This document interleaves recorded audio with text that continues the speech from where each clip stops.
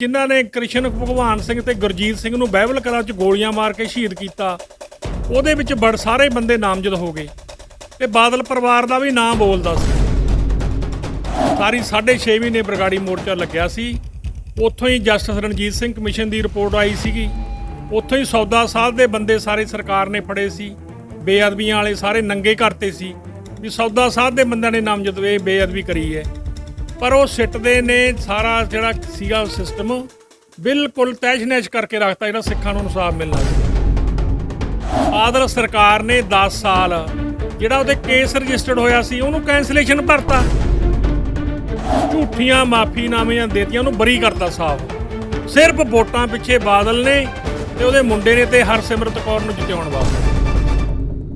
ਸਿੱਖ ਕੌਮ ਦਾ ਇਤਿਹਾਸ ਰਿਹਾਗਾ ਕਿ ਜਿੱਥੇ ਵੀ ਕਿਤੇ ਬੇਇਨਸਾਫ ਹੋਇਆਗਾ ਤਾਂ ਉਸ ਦੀ ਇਨਸਾਫ ਦੇ ਲਈ ਲੜਾਈ ਲੜਨ ਦੇ ਲਈ ਸਿੱਖ ਕੌਮ ਹਮੇਸ਼ਾ ਮੋਹਰੇ ਰਹੀ ਆ, ਮੋਢੀ ਬਣੀ ਹੈਗੀ। ਤੇ ਅੱਜ ਸਥਿਤੀ ਇਹ ਬਣ ਚੁੱਕੀ ਹੈ ਕਿ ਅੱਜ ਸਿੱਖ ਕੌਮ ਇਨਸਾਫ ਦੀ ਲੜਾਈ ਦੇ ਲਈ, ਜਿੱਥੇ ਜਿਹੜੀ ਗੁਰੂਆਂ ਦੀ ਬੇਅਦਬੀ ਹੋਈ ਹੈਗੀ, ਇਸ ਪੂਰੇ ਮਾਮਲੇ ਨੂੰ ਲੈ ਕੇ ਜਿੱਥੇ ਲੜਾਈ ਲੜ ਰਹੀ ਹੈ ਤੇ ਉਸ ਨੂੰ ਲੰਬਾ ਸਮਾਂ ਵੀ ਬੀਤ ਗਿਆ। ਇਸ ਪੂਰੇ ਮਾਮਲੇ ਦੇ ਉੱਤੇ ਸਿਆਸਤ ਵੀ ਵੇਖਣ ਨੂੰ ਮਿਲ ਰਹੀ ਹੈ। ਜੇਕਰ ਮੈਂ ਗੱਲ ਕਰਾਂ 2015 ਦੇ ਵਿੱਚ ਹੋਈ ਬੇਅਦਬੀ ਮਾਮਲੇ ਦੀ ਘਟਨਾ ਨੂੰ ਲੈ ਕੇ, ਤਾਂ ਲਗਾਤਾਰ ਇਸ ਨੂੰ ਲੈ ਕੇ ਲੜਾਈ ਲੜੀ ਜਾ ਰਹੀ ਹੈ ਇਨਸਾਫ ਦੀ ਮੰਗ ਨੂੰ ਲੈ ਕੇ। ਜਿੱਥੇ ਬੇਅਦਬੀ ਵੀ ਹੋਈ ਤੇ ਜਿੱਥੇ ਗੋਲੀ ਕਾਂਡ ਵੀ ਹੋਇਆਗਾ, ਬਾਈਬਲ ਕਲਾ ਗੋਲੀ ਕਾਂਡ ਜਿੱਥੇ ਹੋਇਆਗਾ, ਤਾਂ ਉਸ ਨੂੰ ਲੈ ਕੇ ਲਗਾਤਾਰ ਸਿੱਖਾਂ ਦੇ ਵੱਲੋਂ ਇਹ ਲੜਾਈ ਲੜੀ ਜਾ ਰਹੀ ਹੈ ਇਨਸਾਫ ਨੂੰ ਲੈ ਕੇ। ਪਰ ਇਨਸਾਫ ਕਿੱਥੇ ਜੀ ਖੜਾ, ਇਸ ਨੂੰ ਲੈ ਕੇ ਲਗਾਤਾਰ 6 ਸਾਲ ਬੀਤ ਚੁੱਕੇ ਨੇ ਇਸ ਪੂਰੀ ਇਨਸਾਫ ਦੀ ਲੜਾਈ ਨੂੰ ਲੈ ਕੇ। 1 ਜੂਨ ਨੂੰ ਜਿਹੜਾ ਹੈਗਾ ਹੁਣ ਇਸ ਪੂਰੇ ਜੋ ਬੇਅਦਬੀ ਮਾਮਲਾ ਹੋਇਆ ਸੀ ਇਸ ਦੀ ਬਰਸੀ ਮਨਾਈ ਜਾਣੀ ਹੈ, ਅਖੰਡ ਪਾਠ ਦਾ ਭੋਗ ਪੈਣਾਗਾ। ਤੇ ਗੱਲਬਾਤ ਕਰਾਂਗੇ ਇਸ ਪੂਰੇ ਮਾਮਲੇ ਨੂੰ ਲੈ ਕੇ। ਤਾਂ ਮੇਰੇ ਨਾਲ ਇਸ ਵੇਲੇ ਮੌਜੂਦ ਨੇ ਅਕਾਲੀ ਦਲ ਅੰਮ੍ਰਿਤਸਰ ਦੇ ਜਿਹੜੇ ਆਗੂ ਨੇ ਗੁਰਸੇਵਕ ਸਿੰਘ ਜਵਾਰਕੇ। ਇਹਨਾਂ ਤੋਂ ਜਾਣ ਲੈਂਦੇ ਆ ਪੂਰੇ ਮਾਮਲੇ ਨੂੰ ਲੈ ਕੇ ਕਿਸ ਤਰੀਕੇ ਦੀ ਰਣਨੀਤੀ ਤਿਆਰ ਕੀਤੀ ਜਾ ਰਹੀ ਹੈ। ਜਵਾਰਕੇ ਸਾਹਿਬ, ਕੀ ਰਣਨੀਤੀਆਂ ਤਿਆਰ ਕੀਤੀਆਂ ਜਾ ਰਹੀਆਂ ਨੇ ਇਸ ਪੂਰੇ ਮਾਮਲੇ ਨੂੰ ਲੈ ਕੇ? ਇਹ ਗੁਰੂ ਗ੍ਰੰਥ ਸਾਹਿਬ ਦੀ ਬੇਅਦਬੀ 2015 'ਚ ਹੋਈ ਸੀ, ਪਰ ਉਹਦਾ ਅੱਜ ਤੱਕ ਇਨਸਾਫ ਨਹੀਂ ਮਿਲਿਆ। ਇਹ ਪਿਛਲੇ ਸਮੇਂ ਦੇ ਵਿੱਚ ਅਸੀਂ ਬਰਗਾੜੀ ਮੋਰਚਾ ਲਾਇਆ 6.5 ਮਹੀਨੇ, ਜਿਵੇਂ ਕਿਸਾਨਾਂ ਦਾ ਮਸਲਾ ਚੱਲਦਾ ਹੈ, ਧਰਨਾ ਲੱਗਿਆ ਹੋਇਆ ਦਿੱਲੀ 'ਚ ਕਿਸਾਨੀ ਮੰਗਾਂ ਵਾਸਤੇ। ਉਸੇ ਤਹਿਤ ਹੀ ਅਸੀਂ ਗੁਰੂ ਗ੍ਰੰਥ ਸਾਹਿਬ ਦੀ ਬੇਅਦਬੀ ਦਾ ਇਨਸਾਫ ਲੈਣ ਲਈ 6.5 ਮਹੀਨੇ ਲਗਾਤਾਰ ਤੁਸੀਂ ਜਾਂਦੇ ਰਹੇ ਹੋ। ਉੱਥੇ ਮੋਰਚਾ ਲੱਗਿਆ, ਪਰ ਇੱਕ ਵੀ ਬੰਦੇ ਦੇ ਝਰੀਟ ਨਹੀਂ ਆਈ, ਕਿਸੇ ਬੰਦੇ ਨੇ ਕਿਸੇ ਦੇ ਰੋੜਾ ਵੀ ਨਹੀਂ ਮਾਰਿਆ, ਨਾ ਹੀ ਕੋਈ ਉੱਥੇ ਘਟਨਾ ਹੋਈ। ਪੂਰਾ ਸ਼ਾਂਤੀਪੂਰਵਕ ਢੰਗ ਦੇ ਨਾਲ ਮੋਰਚਾ ਚੱਲਿਆ। ਫਿਰ ਸਰਕਾਰ ਨੇ ਉਹ ਬੰਦੇ ਨੰਗੇ ਵੀ ਕੀਤੇ, ਸੌਦਾ ਸਾਧ ਦੇ ਚੇਲੇ, ਸੌਦਾ ਸਾਧ ਖੁਦ ਉਹਦੇ ਵਿੱਚ SIT ਨੇ ਨਾਮਜ਼ਦ ਕਰਤਾ ਤੇ ਸਾਰੀ ਗੱਲ ਦੀ ਪੁਸ਼ਟੀ ਹੋ ਗਈ। ਸਾਰੇ ਵੱਡੇ ਵੱਡੇ ਅਫਸਰ, IG, SSP, DIG, ਉਹਦੇ ਵਿੱਚ ਜਿੰਨੇ ਅਫਸਰ ਇਨਵੋਲਵ ਸੀ, ਜਿਨ੍ਹਾਂ ਨੇ ਕ੍ਰਿਸ਼ਨ ਭਗਵਾਨ ਸਿੰਘ ਤੇ ਗੁਰਜੀਤ ਸਿੰਘ ਨੂੰ ਬਾਈਬਲ ਕਲਾ 'ਚ ਗੋਲੀਆਂ ਮਾਰ ਕੇ ਸ਼ਹੀਦ ਕੀਤਾ, ਉਹਦੇ ਵਿੱਚ ਬੜ ਸਾਰੇ ਬੰਦੇ ਨਾਮਜ਼ਦ ਹੋ ਗਏ ਤੇ ਬਾਦਲ ਪਰਿਵਾਰ ਦਾ ਵੀ ਨਾਮ ਬੋਲਦਾ ਸੀ। ਤੇ ਜਿਹੜੀ ਸਿੱਟ ਬਣੀ ਸੀ ਕਮਰ ਵਿਜੇ ਪ੍ਰਤਾਪ ਸਿੰਘ ਦੀ, ਉਹ ਹਾਈ ਕੋਰਟ ਦੇ ਜੱਜ ਨਾਲ ਮਿਲ ਕੇ, ਉਹ ਬਾਦਲ ਪਰਿਵਾਰ ਦਾ ਤੇ ਚਟਾਲੇ ਪਰਿਵਾਰ ਦਾ ਚਹੇਤਾ ਜੱਜ, ਉਹਨੇ ਸਾਰੀ ਜਿਹੜੀ ਲੋਕਾਂ ਨੂੰ ਇਨਸਾਫ ਮਿਲਣ ਦੀ ਸਾਰੀ 6.5 ਮਹੀਨੇ ਬਰਗਾੜੀ ਮੋਰਚਾ ਲੱਗਿਆ ਸੀ। ਉੱਥੋਂ ਹੀ ਜਸਟਿਸ ਰਣਜੀਤ ਸਿੰਘ ਕਮਿਸ਼ਨ ਦੀ ਰਿਪੋਰਟ ਆਈ ਸੀਗੀ। ਉੱਥੋਂ ਹੀ ਸੌਦਾ ਸਾਧ ਦੇ ਬੰਦੇ ਸਾਰੇ ਸਰਕਾਰ ਨੇ ਫੜੇ ਸੀ। ਬੇਅਦਬੀਆਂ ਵਾਲੇ ਸਾਰੇ ਨੰਗੇ ਕਰਤੇ ਸੀ ਵੀ ਸੌਦਾ ਸਾਧ ਦੇ ਬੰਦਿਆਂ ਨੇ ਨਾਮਜ਼ਦ ਬੇਅਦਬੀ ਕਰੀ ਹੈ। ਪਰ ਉਹ ਸਿੱਟਦੇ ਨੇ ਸਾਰਾ ਜਿਹੜਾ ਸੀਗਾ ਸਿਸਟਮ ਬਿਲਕੁਲ ਤਹਿਸ਼-ਨਹਿਸ਼ ਕਰਕੇ ਰੱਖਤਾ, ਜਿਹੜਾ ਸਿੱਖਾਂ ਨੂੰ ਇਨਸਾਫ ਮਿਲਣਾ ਸੀ। ਹੁਣ 1 ਤਰੀਕ ਨੂੰ ਉਹਦੇ ਅਸੀਂ ਆਪਣਾ ਪਛੋਤਾਪ ਦਿਵਸ ਮਨਾ ਰਹੇ ਹਾਂ। ਉੱਥੇ ਮਹਾਰਾਜ ਪ੍ਰਕਾਸ਼ ਨੇ ਉਹਦੇ ਭੋਗ ਪੈਣੇ 1 ਤਰੀਕ ਨੂੰ। ਉਹਦੇ ਸੰਬੰਧ ਦੇ ਵਿੱਚ ਤਿਆਰੀ ਦੇ ਸੰਬੰਧ 'ਚ ਅਸੀਂ ਅੱਜ ਆਏ ਸੀ। ਇੱਥੇ ਵੀ ਲੋਕਲ ਵੀ ਜਿੰਨੀਆਂ ਘਟਨਾਵਾਂ ਹੋਈਆਂ, ਸੌਦਾ ਸਾਧ ਨੇ 2014 ਆਪਣਾ 2021 ਆ ਗਿਆ, 14 ਸਾਲ ਹੋ ਗਏ। 14 ਸਾਲ ਪਹਿਲਾਂ ਸੌਦਾ ਸਾਧ ਨੇ ਬੇਅਦਬੀ ਆਪਣਾ 10ਵੇਂ ਪਾਤਸ਼ਾਹ ਦਾ ਜਿਹੜਾ ਸਵਾਗ ਰਚਿਆ, ਉਦੋਂ ਵੀ ਬੇਅਦਬੀ ਹੋਈ, ਉਹਦੇ ਖਿਲਾਫ ਕੋਈ ਕਾਰਵਾਈ ਨਹੀਂ ਹੋਈ। ਮੰਗ ਜਿਹੜੀ ਸੀਗੀ ਉਹ ਕਾਰਵਾਈ ਦੀ ਰੱਖੀ ਗਈ ਸੀਗੀ, ਪਰ ਉਹਨਾਂ ਨੂੰ ਮਾਫੀ ਮਿਲ ਗਈ ਸੀਗੀ ਉਸ ਸਮੇਂ ਬਾਦਲ ਸਰਕਾਰ ਨੇ 10 ਸਾਲ ਜਿਹੜਾ ਉਹਦੇ ਕੇਸ ਰਜਿਸਟਰਡ ਹੋਇਆ ਸੀ ਉਹਨੂੰ ਕੈਂਸਲੇਸ਼ਨ ਭਰਤਾ ਤੇ ਸਾਡੇ ਜਥੇਦਾਰਾਂ ਨੂੰ ਸਾਡੇ ਹੀ ਤਖਤਾਂ ਤੇ ਬੁਲਾ ਕੇ ਉਹਨੂੰ ਸੌਦਾ ਸਾਧ ਨੂੰ ਝੂਠੀਆਂ ਮਾਫੀਨਾਮਿਆਂ ਦੇਤੀਆਂ, ਉਹਨੂੰ ਬਰੀ ਕਰਤਾ ਸਾਫ਼। ਸਿਰਫ ਵੋਟਾਂ ਪਿੱਛੇ ਬਾਦਲ ਨੇ ਤੇ ਉਹਦੇ ਮੁੰਡੇ ਨੇ ਤੇ ਹਰਸਿਮਰਤ ਕੌਰ ਨੂੰ ਜਿਤਾਉਣ ਵਾਸਤੇ। ਤੇ ਸਾਰੀ ਸਿੱਖ ਕੌਮ ਦਾ ਜਿਹੜਾ ਮਾਨਮੱਤਾ ਇਤਿਹਾਸ ਹੈ ਅਕਾਲ ਤਖਤ ਸਾਹਿਬ ਦਾ, ਉਹ ਸਾਰੇ ਜਿਹੜੇ ਗੁਰੂ ਸਾਹਿਬ ਦੇ ਬਣਾਏ ਹੋਏ ਰੂਲ ਸੀ ਉਹਨੂੰ ਮਿੱਟੀ 'ਚ ਮਿਲਾਤਾ ਬਾਦਲ ਪਰਿਵਾਰ ਨੇ।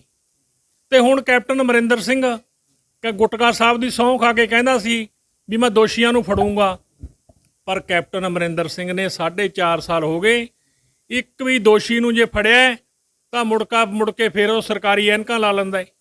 ਹੁਣ ਦੇਖੋ ਅਰਦਾਸ ਕੀਤੀ, ਅਰਦਾਸ ਦੇ ਵਿੱਚ ਐਸਐਸਪੀ ਨੇ ਕੋਈ ਕਾਰਵਾਈ ਨਹੀਂ ਕੀਤੀ, ਨਾ ਉਹਦੇ ਖਿਲਾਫ 120 ਲਾਈ, ਕਿਉਂਕਿ ਇਹ ਸਾਜ਼ਿਸ਼ ਕਰਕੇ ਅਰਦਾਸ ਕੀਤੀ ਗਈ ਸੀ ਬਠਿੰਡੇ 'ਚ। ਤੇ ਇੱਕ ਬੰਦਾ ਅਰਦਾਸ ਕਰਦਾ ਹੈ ਤੇ ਅਗਲੇ ਦਿਨ ਸੌਦਾ ਸਾਧ ਨੂੰ ਪਰੋਲ ਮਿਲ ਜਾਂਦੀ ਹੈ। ਇਹ ਕਿੱਧਰ ਦਾ ਇਨਸਾਫ ਹੈ? ਮੌੜਾਂ 'ਚ ਉਹਨੇ ਬੰਬ ਬਲਾਸਟ ਕੀਤਾ, 7 ਬੱਚੇ ਮਾਰਤੇ, ਉਹ 'ਚ ਇਨਵੋਲਵ ਉਹਦੇ ਡੇਰੇ 'ਚ ਗੱਡੀ ਤਿਆਰ ਹੋ ਕੇ ਆਈ। ਫਿਰ ਉਹਨੇ 10ਵੇਂ ਪਾਤਸ਼ਾਹ ਦਾ ਸਵਾਗ ਰਚਿਆ, ਫਿਰ ਉਹਨੇ ਗੁਰੂ ਗ੍ਰੰਥ ਸਾਹਿਬ ਦੀ ਬੇਅਦਬੀ ਕੀਤੀ। ਉਹਨੂੰ ਕੀ ਅਧਿਕਾਰ ਹੈ ਵੀ ਉਹਨੂੰ ਸਰਕਾਰ ਉਹਦੇ ਪੱਖ ਤੇ ਆ ਜਾਂਦੀ ਹੈ? ਬੀਜੇਪੀ ਸਰਕਾਰ, ਮੈਂ ਸਮਝਦਾ ਆਰਐਸਐਸ ਸਰਕਾਰ, ਉਹਨਾਂ ਦਾ ਸੌਦੇ ਸਾਧ ਦਾ ਤੇ ਬੇਅਦਬੀ ਕਰਨ ਵਾਲਿਆਂ ਦਾ ਪੱਖ ਪੂਰ ਰਹੇ ਹੈ ਤੇ ਉਹਨਾਂ ਨੂੰ ਛੁਡਾ ਰਹੀ ਹੈ। ਸਿੱਧੀ ਜੀ ਗੱਲ ਜੇਕਰ ਅਸੀਂ ਵੇਖੀਏ ਕਿ ਵੀ ਜਿੱਦਾਂ ਕੋਈ ਵੀ ਜੇਕਰ ਘਟਨਾ ਵਾਪਰਦੀ ਹੈ, ਕੋਈ ਕਿਤੇ ਮਰਡਰ ਹੋ ਜਾਵੇ ਜਾਂ ਕੋਈ ਵੀ ਹੋ ਜਾਵੇ, ਦੋਸ਼ੀ ਵੱਧ ਤੋਂ ਵੱਧ ਸਮਾਂ ਮਹੀਨੇ ਦਾ ਲੱਗਦਾਗਾ ਉਸ ਦੀ ਪੜਤਾਲ ਕਰਨ ਦੇ ਲਈ, ਪਰ ਇੰਨਾ ਲੰਬਾ ਸਮਾਂ ਬੀਤ ਗਿਆ, ਸਰਕਾਰਾਂ ਬਦਲ ਜਾਂਦੀਆਂ ਨੇ, ਪਰ ਕਿਉਂ ਨਹੀਂ ਸਿੱਖਾਂ ਨੂੰ ਫਿਰ ਵੀ ਇਨਸਾਫ ਮਿਲ ਰਿਹਾ? ਲਗਾਤਾਰ ਲੰਬੀ ਲੜਾਈ ਲੜੀ ਜਾ ਰਹੀ ਹੈ, ਸਿਆਸਤ ਕਿੱਥੇ ਭਾਰੀ ਹੈ? ਦੇਖੋ ਜੀ, ਸਿੱਖ ਕੋਈ ਗਲਤੀ ਕਰਦਾ ਹੈ, ਘੱਟ ਗਿਣਤੀ ਅਸੀਂ ਹੈਗੇ ਆ, ਸਾਨੂੰ 5 ਮਿੰਟਾਂ 'ਚ ਐਸਐਸਪੀ ਫੜ ਕੇ ਅੰਦਰ ਦੇ ਕੇ ਸਾਰੀ ਗੱਲ ਦਾ ਤਹਿਕੀਕਾਤ ਕਰਕੇ ਸਾਡੇ ਤੇ ਝੂਠੇ ਮੁਕੱਦਮੇ, ਮੁੰਡਿਆਂ ਤੇ ਝੂਠੇ, ਪਿਛਲੇ ਸਮੇਂ 'ਚ ਦੌਰ ਚੱਲਿਆ ਹੈ, ਝੂਠੇ ਪੁਲਿਸ ਮੁਕਾਬਲੇ ਬਣਾ ਕੇ ਹਜ਼ਾਰਾਂ ਸਿੱਖ ਨੌਜਵਾਨ ਨੂੰ ਮੌਤ ਦੇ ਘਾਟ ਉਤਾਰਤਾ, ਸ਼ਹੀਦ ਕਰਤਾ। ਤੇ ਇਹਦਾ ਇਨਸਾਫ ਤਾਂ ਸਾਨੂੰ ਦਿੰਦੇ ਨਹੀਂ ਗਏ, ਪਰ ਉਲਟਾ ਸਾਡੇ ਤੇ ਜੇ ਅਸੀਂ ਗਲਤੀ ਕਰ ਲਈਏ, ਸਾਡੇ ਤੇ 5 ਮਿੰਟ 'ਚ ਐਕਸ਼ਨ ਹੁੰਦਾ, ਉਹਨਾਂ ਤੇ ਮਰਡਰ ਵੀ ਕਰ ਦਿੰਦੇ ਆ, ਗੁਰੂ ਗ੍ਰੰਥ ਸਾਹਿਬ ਦੀ ਬੇਅਦਬੀ ਵੀ ਕਰ ਦਿੰਦੇ ਆ, ਤੇ ਸਰਕਾਰਾਂ ਉਹਨਾਂ ਦਾ ਪੱਖ ਪੂਰਦੀਆਂ ਸਿਰਫ ਵੋਟਾਂ ਪਿੱਛੇ। ਹੁਣ ਵੀ ਗੱਲ ਕਰ ਜਗ੍ਹਾ ਅਸੀਂ ਕਰੀਏ ਤੇ ਹੁਣ ਵੀ ਜਿਹੜੀ ਸੈੱਟ ਜਿਹੜੀ ਹੈਗੀ ਉਹ 3 ਵਾਰੀ ਖਾਰਜ ਕਰਕੇ ਚੌਥੀ ਵਾਰੀ ਹੁਣ ਫੇਰ ਬਣ ਰਹੀ ਹੈਗੀ, ਤੇ ਇਹਦੇ ਵਿੱਚ ਵੀ ਹੁਣ ਨਵੀਆਂ ਹਦਾਇਤਾਂ ਜਾਰੀ ਕਰ ਦਿੱਤੀਆਂ ਨੇ ਕਿ ਇਸ ਦੀ ਸਮਾਂ ਨਿਰਧਾਰਿਤ ਕਰਤਾ ਕਿ ਵੀ ਇੰਨੇ ਸਮੇਂ ਦੇ ਵਿੱਚ ਜਿਹੜੀ ਹੈਗੀ ਇਸ ਦੀ ਰਿਪੋਰਟ ਪੇਸ਼ ਕੀਤੀ ਜਾਵੇ। ਤੇ ਫਿਰ ਕੀ ਲੱਗਦਾਗਾ ਇਸ ਨੂੰ ਲੈ ਕੇ ਨਵੀਂ ਸੈੱਟ ਜਿਹੜੀ ਬਣੀ ਹੈ ਹੋਰ ਇਸ ਤੋਂ ਉਮੀਦਾਂ ਨੇ? ਮੈਂ ਸਮਝਦਾ ਜੀ ਜਿਹੜੀ ਨਵੀਂ ਸਿੱਟ ਬਣੀ ਹੈ ਠੀਕ ਹੈ, ਸਰਕਾਰ ਬਣਾ ਦਿੰਦੀ ਹੈ, ਅਫਸਰ ਨਾਮਜ਼ਦ ਹੋ ਜਾਂਦੇ ਹੈ। ਇਹ ਹੁਣ ਜਦੋਂ ਇੱਥੋਂ ਤੱਕ ਗੱਲਾਂ ਹਾਈ ਕੋਰਟ ਦੇ ਜੱਜ ਰਿਜੈਕਟ ਕਰ ਦੇਣ ਤੇ ਫਿਰ ਇਨਸਾਫ ਮਿਲਣ ਦੀ ਕੋਈ ਸਿੱਖ ਕੌਮ ਨੂੰ ਆਸ ਨਹੀਂ। ਫਿਰ ਮੈਂ ਸਮਝਦਾ ਵੀ ਜੇ ਇਨਸਾਫ ਨਾ ਮਿਲੇ ਤੇ ਫਿਰ ਹਾਲਾਤ ਹੈ ਜਿਹੜੇ ਸਟੇਟ ਦੇ ਖਰਾਬ ਹੋ ਸਕਦੇ ਆ। ਇਹਦੀ ਸਰਕਾਰ, ਕੈਪਟਨ ਅਮਰਿੰਦਰ ਸਿੰਘ ਜ਼ਿੰਮੇਵਾਰ ਹੋਊਗਾ, ਕਿਉਂਕਿ ਇਹਨੇ ਗੁਟਕਾ ਸਾਹਿਬ ਦੀ ਸਹੁੰ ਵੀ ਖਾਧੀ ਸੀ ਤੇ ਸਾਰੇ ਵਾਅਦੇ ਵੀ ਕਰੇ ਸੀ। 2 ਦੇ ਮਿਨਿਸਟਰ ਬਾਜਵਾ ਤੇ ਰੰਧਾਵਾ ਜਿਹੜੇ ਕਹਿੰਦੇ ਸੀ ਅਸੀਂ ਅੰਮ੍ਰਿਤ ਛਕਿਆ ਹੋਇਆ, ਬਰਗਾੜੀ ਮੋਰਚੇ 'ਚ ਗੁਰੂ ਗ੍ਰੰਥ ਸਾਹਿਬ ਦੀ ਹਾਜ਼ਰੀ ਦੇ ਵਿੱਚ ਉਹਨਾਂ ਨੇ ਇਹ ਗੱਲ ਕਹੀ ਸੀ ਵੀ ਅਸੀਂ ਆਪਦੇ ਅਹੁਦੇ ਛੱਡ ਦਾਂਗੇ ਜੇ ਨਾ ਇਨਸਾਫ ਮਿਲਿਆ। ਤੇ ਫਿਰ ਉਹ ਕਿੱਧਰ ਗਏ ਬੰਦੇ ਅੱਜ? ਉਹ ਕੁੱਤੀ ਚੋਰਾਂ ਨਾਲ ਮਿਲੀ ਹੋਈ ਹੈ। ਇਹ ਮੈਂ ਸਮਝਦਾ ਵੀ ਸਿੱਖ ਕੌਮ ਨੂੰ ਇਨਸਾਫ ਇਹਦੇ ਵਿੱਚ ਮਿਲਣਾ ਮੁਸ਼ਕਲ ਹੈ। ਲੱਗਦਾ ਨਹੀਂਗਾ ਕਿ ਇਸ ਦੇ ਵਿੱਚ ਸਿਆਸਤ ਵੇਖਣ ਨੂੰ ਮਿਲ ਰਹੀ ਹੈ, ਤੇ ਉਮੀਦ ਜਿਹੜੀ ਸੀਗੀ ਉਹ ਲੱਗਦਾ ਸੀਗਾ ਕਿ ਹੁਣ ਕਿਤੇ ਨਾ ਕਿਤੇ ਲੱਗ ਜੂਗੀ, ਸਰਕਾਰਾਂ ਬਦਲ ਗਈਆਂ ਨੇ, ਪਰ ਲੇਕਿਨ ਹੁਣ ਵੀ ਉਮੀਦਾਂ 4.5 ਸਾਲ ਬੀਤ ਗਏ ਨੇ, ਇਲੈਕਸ਼ਨ ਨੇੜੇ ਆ ਗਏ ਨੇ 2022 ਦੇ, ਤੇ ਇਹ ਮੁੱਦੇ ਫੇਰ ਦੁਬਾਰਾ ਮੁੜ ਤੋਂ ਚੱਕ ਲਏ ਜਾਂਦੇ ਨੇ। ਇਸ ਦੇ ਵਿੱਚ ਮੁੱਦਿਆਂ ਦੇ ਵਿੱਚ ਸਾਨੂੰ ਸਭ ਫੇਰ ਮੁੜ ਤੋਂ ਯਾਦ ਕਰਵਾਇਆ ਜਾਂਦਾ ਹੈ ਸਾਰਾ ਕੁਝ। ਤੁਹਾਨੂੰ ਲੱਗਦਾ ਨਹੀਂਗਾ ਕਿ ਸਿਆਸਤ ਗਰਮ ਹੈ? ਨਹੀਂ ਜੀ, ਸਿਆਸਤ ਗਰਮ ਨਹੀਂ, ਸਿਆਸਤੀ ਇਹ ਸਾਰੇ ਕੰਮ ਹੀ ਸਿਆਸਤ ਨਾਲ ਹੋ ਰਹੇ ਨੇ। ਜਿਹੜੀ ਉਹ ਬੰਬ ਆਪਣੇ ਮੌੜਾਂ 'ਚ ਬੰਬ ਬਲਾਸਟ ਕੀਤਾ ਸੀਗਾ, ਉਹ ਵੀ ਸਿਆਸਤ, ਵੀ ਵੋਟਾਂ 'ਚ ਜਿੱਤ ਜਾਣਗੇ ਬੰਦੇ, ਉਹ ਲੋਕਾਂ ਨੂੰ ਪ੍ਰਭਾਵਿਤ ਕਰਨ ਵਾਸਤੇ। ਫਿਰ ਸੌਦੇ ਸਾਧ ਨੇ ਸਵਾਗ ਰਚਿਆ ਤੇ ਬਾਦਲ ਪਰਿਵਾਰ ਨੇ ਉਹਦੀ ਕੈਂਸਲੇਸ਼ਨ ਭਰਤੀ, ਉਹ ਵੀ ਵੋਟਾਂ ਪਿੱਛੇ, ਤੇ ਅਕਾਲ ਤਖਤ ਸਾਹਿਬ ਤੋਂ ਉਹਨੂੰ ਮਾਫੀ ਦਵਾਈ, ਉਹ ਵੀ ਵੋਟਾਂ ਪਿੱਛੇ। ਤੇ ਜਿਹੜਾ ਹੁਣ ਆਪਣੀ ਸਿੱਟ ਬਣੀ ਸੀਗੀ ਕਮਰ ਵਿਜੇ ਪ੍ਰਤਾਪ ਸਿੰਘ ਦੀ, ਇਹ ਸਾਰਾ ਛੜਯੰਤਰ ਉਹਨਾਂ ਨੂੰ ਛੁਡਾਉਣ ਪਿੱਛੇ ਹੈ। ਪਹਿਲਾਂ CBI ਕੋਲ ਵੀ ਇਨਕੁਆਰੀਆਂ ਰਹੀਆਂ, ਪਰ ਅਸੀਂ ਸੋਚਦੇ ਸੀ ਵੀ CBI ਸੈਂਟਰ ਦੀ ਏਜੰਸੀ ਹੈ, ਕੋਈ ਇਨਸਾਫ ਦਿਓ। ਬੀਜੇਪੀ ਦੀ ਉਹਨੂੰ ਕਰ ਰਹੀ ਹੈ, ਤੇ ਫਿਰ CBI ਨਹੀਂ ਕਰਨਾ ਸੀ, ਉਹਦਾ ਸਾਰਾ ਤੈਸ਼ ਨੈਸ਼ ਕਰਕੇ ਰੱਖਤਾ। ਪਰਮਿੰਦਰ ਜੀ, ਜਿੱਦਾਂ ਹੁਣ ਦੇਖ ਰਹੇ ਹਾਂ ਕਿ ਵੀ ਬੀਤੀ 20 ਮਈ ਨੂੰ ਇੱਕ ਘਟਨਾ ਵਾਪਰਦੀ ਹੈ, ਜਿਸ ਦੇ ਵਿੱਚ ਇੱਕ ਬਠਿੰਡਾ ਦੇ ਪਿੰਡ ਬੇੜਤਲਾ ਦੇ ਵਿੱਚ ਗੁਰੂ ਘਰ ਦੇ ਵਿੱਚ ਅਰਦਾਸ ਕਰਦਾ ਇੱਕ ਪਾਠੀ, ਤੇ ਉਸ ਦੇ ਵਿੱਚ ਜਿਹੜਾ ਡੇਰਾ ਸੱਚਾ ਸੌਦਾ ਦੀ ਰਿਹਾਈ ਦੀ ਮੰਗ ਕਰਦੇ ਨੇ। ਹਾਲਾਂਕਿ ਰਿਹਾਈ ਵੀ ਕੁਝ ਸਮੇਂ ਦੇ ਲਈ ਪੈਰਲ ਤੇ ਆਏ ਵੀ ਸੀਗੇ, ਅਰਦਾਸ ਕਿਤੇ ਨਾ ਕਿਤੇ ਕਬੂਲੀ ਵੀ ਹੈ। ਤੁਸੀਂ ਇਹ ਸਾਰੇ ਕਰਨਾ ਜਿਹੜਾ ਜਦੋਂ ਇਹ ਗੱਲ ਸਪਸ਼ਟ ਹੋ ਗਈ ਕਿ ਉਹਨੂੰ 2 ਦਿਨਾਂ ਬਾਅਦ ਪੇਰੋਲ ਮਿਲ ਗਈ, 2 ਦਿਨ ਦੀ, ਉਸੇ ਦਿਨ ਤੋਂ ਅਗਲੇ ਦਿਨ, ਤਾਂ ਇਹਦਾ ਮਤਲਬ ਇਹ ਸਾਜ਼ਿਸ਼ੀ ਡੇਰੇ ਵੱਲੋਂ ਰਚੀ ਗਈ ਹੈ। ਉਹਨਾਂ ਨੇ ਅਰਦਾਸ ਕਰਾਈ ਤੇ 2 ਦਿਨ ਬਾਅਦ ਇਹ ਤਾਂ ਹੁਣੀ ਵੀ ਸਬੱਬ ਬਣ ਗਿਆ। ਇਹਦੇ 'ਚ ਕੋਈ ਅਤਕਥਨ ਨਹੀਂ ਕਿ ਜਿਹੜਾ ਸੁਖਪਾਲ ਸਰਾਂ ਹੈ ਉਹਨੇ ਪੈਸੇ ਦੇ ਕੇ ਗਰਮੇਲੇ ਤੋਂ ਅਰਦਾਸ ਕਰਾਈ ਹੈ, ਉਹਨੂੰ ਰਿਸ਼ਵਤ ਦਿੱਤੀ ਹੈ, ਉਹਦੇ ਘਰੇ ਟਰੈਕਟਰ ਲੈ ਕੇ ਗਏ ਹੈ, ਟਰੈਕਟਰ ਏਜੰਸੀ ਵਾਲੇ ਤਲਵੰਡੀ ਸਾਬੋ ਵਾਲੇ ਵਾਪਸ ਵੀ ਲੈ ਗਏ। ਅਸੀਂ ਉਹ ਟਰੈਕਟਰ ਦੀਆਂ ਫੁਟੇਜ SSP ਨੂੰ ਸਿੱਟ ਜਿਹੜੀ ਸਾਡੀ ਅਸੀਂ ਬਣੀ ਸੀ, ਜਿਹੜੀ ਆਪਦੀ ਅਸੀਂ ਇਨਕੁਆਇਰੀ ਕਮੇਟੀ ਬਣਾਈ ਸੀ, ਉਹਦੇ 'ਚ ਸਾਰਾ ਕੁਝ ਕਲੀਅਰ ਕਰਤਾ ਕਿ ਇਹ ਜਿਹੜਾ ਟਰੈਕਟਰ ਹੈ ਉਹ ਸੁਖਪਾਲ ਸਰਾਂ ਖੁਦ ਛੱਡ ਕੇ ਗਿਆ ਨਾਲ ਆ ਕੇ, ਨਾਲ ਪੁਲਿਸ ਦੇ 2 ਬਾਡੀਗਾਰਡ ਹੈ। ਐਸਐਸਪੀ ਪੁਲਿਸ ਤਾਂ ਨਾਲ ਫਿਰਦੀ ਹੈ।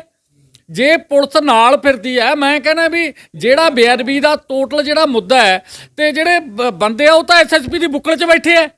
ਉਹ ਤਾਂ ਇਹਦਾ ਮਤਲਬ ਐਸਐਸਪੀ ਫੜਨਾ ਨਹੀਂ ਚਾਹੁੰਦਾ। ਉਹਦੇ ਤੇ ਕੀ ਦਬਾਅ ਹੈ ਉਹ ਦੱਸੇ ਜਨਤਕ ਕਰੇ ਵੀ ਮੇਰੇ ਤੇ ਦਬਾਅ ਹੈ, ਮੈਂ ਤਾਂ ਨਹੀਂ ਕਰ ਰਿਹਾ।